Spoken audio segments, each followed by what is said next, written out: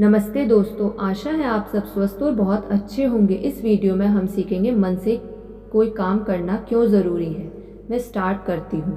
यह धरती एक परिवर्तन व संक्रमण काल के दौर से गुजर रही है। हम एक पुरानी व्यवस्था से नई व्यवस्था की ओर जा रहे हैं और कुछ लोगों का कहना है कि यह कुंभ युग से गुजर रही है।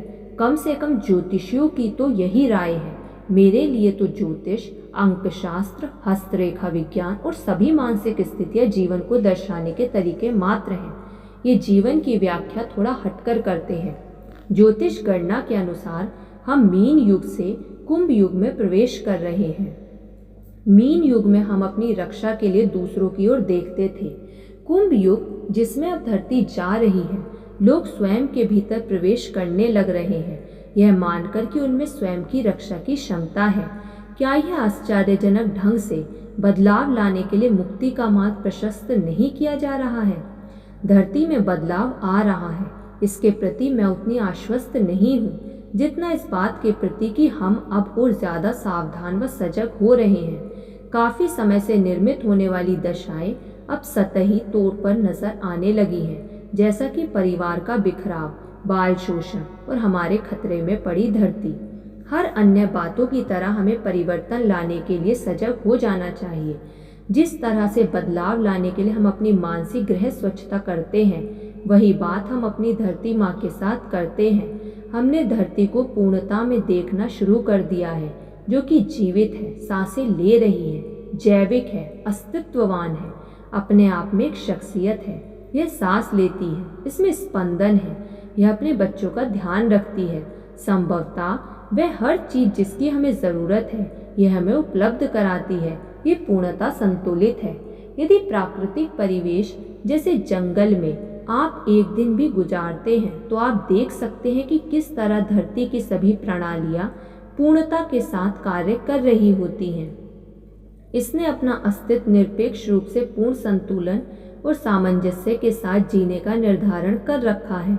और हम महान मानव, जिन्हें इतना ज्ञान है, वे इस धरती के संतुलन और सामंजस्य को अस्त व्यस्त करने का पूरा प्रयास कर रहे हैं। हमारा लालच बहुत बड़े हद तक हमारी राह में आ जाता है।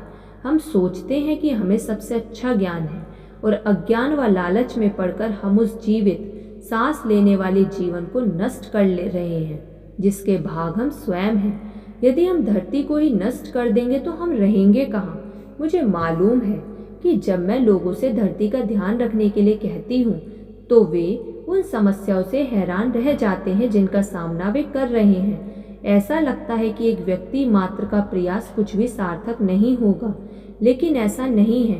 यदि हर कोई थोड़ा बहुत कुछ करता है, तो कुल मिलाकर यह बहुत हो जाएगा। हो सकता है इसका प्रभाव आप अपने सामने ना देख सके, लेकिन विश्वास कीजिए, धरती माँ इसे सामूहिक रूप से महसूस करती है।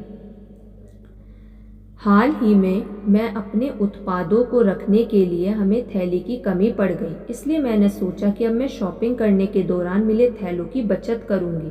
शुरू में मैंने सोचा कि सप्ताह के अंत तक मेरे पास बहुत सारे थैले तो नहीं होंगे, लेकिन क्या मैं गलत थी? मेरे पास बड़ी संख्या में थैले आने लगे।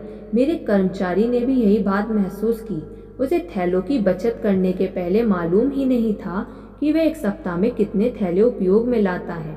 जब यही बात आप अपनी धरती माँ के लिए प्रयुक्त करते हैं, हम सोचते हैं कि 1 या 2 पेड़ ही तो हमने अपने प्रयोग के लिए काटे हैं।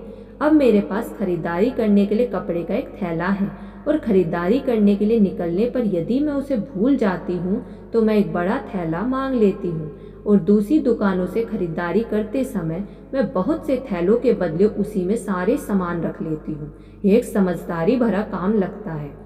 लोग काफी समय से कपड़े के शॉपिंग थैले इस्तेमाल करते हैं। एक मित्र ने सुपरमार्केट में शॉपिंग करने की इच्छा प्रकट की, क्योंकि वह कागज के थैले घर ले जाना चाहता था। वह उन्हें समझता था। देखने में तो वे बड़े अच्छे लगते थे, लेकिन सच तो यह है कि हमें अंतर्राष्ट्रीय स्तर से वातावरण पर इसके कुप्रभाव पर विचार करने की जरूरत है। खासकर उत्पादों की पैकेजिंग के लिए एक वस्तु का प्रयोग किया जाता है। कुछ साल पहले जब मैं कहीं गई थी, तो वहां के एक पारंपरिक बाजार में पहुंची, और वहां बगैर पॉलिश वाले फलों व सब्जियों को देखकर मुझे बहुत अच्छा लगा। वे उतने लुभावने व आकर्षक तो नहीं थे जितने हमारे यहाँ होते हैं, लेकिन वे दिखने में प्राकृतिक व स्वस्थ नजर आ रहे थे। किंतु जो लोग मेरे साथ थे उन्हें वे पसंद नहीं आए। मार्केट के दूसरे हिस्सों में कुछ खुले हुए डिब्बे रखे हुए थे जिसमें पिसे हुए मसाले रखे थे। वे भी मुझे बहुत अच्छे लगे थे, तो उन्होंने कहा कि पैकेज नहीं थे। मैं हंसे बिना ना रह सकी। आखिर पैकिंग के पहले मसाले तो इसी तरह रहते होंगे। चीज़ें जैसी हमें प्रस्तुत की जाती हैं हम उसके इतने आदी हो चुके होते कि उसके बिना हम उन्हें स्वीकार ही नहीं कर पाते। विचार करें कि वातावरण के लिए हम छोटे मोटे समायोजन किस तरह कर सकते हैं। आप कपड़े का एक थैला ही खरीद लें, या जब आप दांतों को ब्रश कर रहे हों तब नल का पानी बंद करने जैसे काम करें। ऐसा करके आप एक बड़ा योगदान कर रहे होंगे। मेरे ऑफिस में हम जितना हो सकता है उतना इस दिशा में प्रयास करते हैं। हमारे भवन का मेंटेनेंस मैन हमारी रिसाइक्लेबल प्रतियों को हर सप्ताह एकत्र करता है और उन्हें रिसाइकलिंग प्लांट तक ले जाता है। हम जब संभव होता है हम अपने रिसाइकिल पेपरों को अपने पुस्तकों में प्रयोग करते हैं, भले ही उसकी लागत कुछ ज़्यादा पड़े। कभी कभी उन्हें प्राप्त करना संभव नहीं होता, लेकिन हम पर्याय उनकी मांग करते हैं, क्योंकि हम जानते हैं कि यदि हम लगातार इसकी मांग करते रहेंगे तो अंततः बहुत मुद्रक इसे तैयार रखेंगे। इस तरह संरक्षण के प्रत्येक क्षेत्र में कारगर होता है। किसी चीज की मांग उत्पन्न करके हम विविध तरीकों से अपने सामूहिक प्रयास से धरती को आरोग्यकारी बना सकते हैं। घर में मैं जैविक माली की हैसियत से बाग के लिए कंपोस्ट तैयार करती हूँ। उपयोग की गई वनस्पति का प्रत्येक भाग कंपोस्ट के ढेर में फेंक दिया जाता है। सलाद की हर एक छोटी पत्ती और पेड़ से गिरी हुई पत्ती उस ढेर का हिस्सा बन जाती है। हमने धरती से जो लिया उसे लौटाने में मैं यकीन रखती हूँ। मेरे कुछ मित्र हैं जो मेरे लिए सब्जियों की छटाई के बाद की बची चीज़ें मेरे लिए रखते हैं। वे उन्हें बैग में भरकर फ्रीज़र में रख देते हैं और जब उनका मेरे यहाँ आना होता है तो वे अपने संग्रह के कंपोस्ट की पेटी में डाल देते हैं, जो बतौर कूड़े करकट इकट्ठा होता है। वह पौधों के लिए तैयार पोषक मिट्टी के रूप में बाहर आता है।